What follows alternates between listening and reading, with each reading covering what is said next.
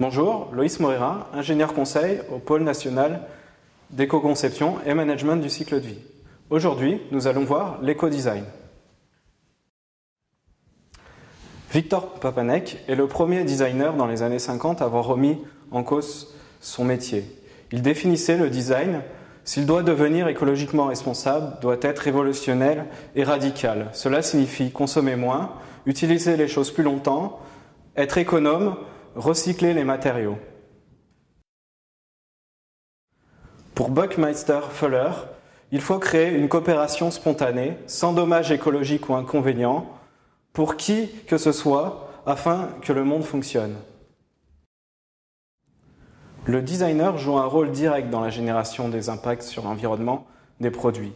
En effet, 80% des impacts de conception de produits sont définis dans la phase de design et de conception préliminaire.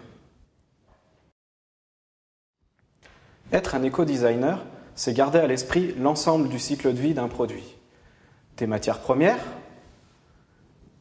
de la fabrication, du transport logistique, de l'usage et de la fin de vie.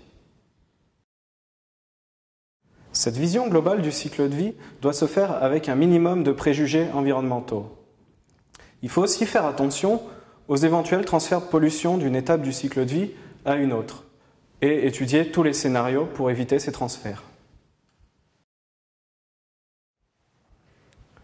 Une grosse partie du métier de designer, c'est de se concentrer sur les usages du produit. En effet, en éco-design, l'une des stratégies prédominantes, c'est de réduire l'ensemble des impacts environnementaux d'un produit par rapport à un usage donné. La route stratégique de l'éco-design est un bon outil pour les éco-designers. Le début du cycle se rapporte à l'origine de la création des produits. La conception pour l'innovation, le choix des matériaux, la fabrication, les choix de transport et de logistique, de l'usage du produit, de la durée de vie du produit et enfin sa fin de vie.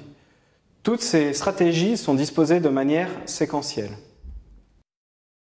Si vous désirez approfondir le sujet de l'éco-design, vous pouvez lire le guide Ocala.